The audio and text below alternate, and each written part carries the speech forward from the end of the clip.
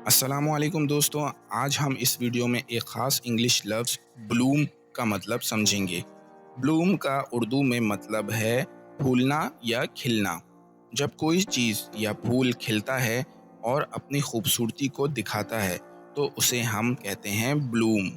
मिसाल के तौर पर इमेजिन करें कि एक बाग में बाहर आई हुई फूलों की खुशबू हर तरफ महसूस होती है और फूलों की खिलावट देखकर आंखों को बहार मिल जाती है। ये वो वक्त होता है जब फूल अपनी पूरी खूबी से खिलते हैं और दिखाई देते हैं।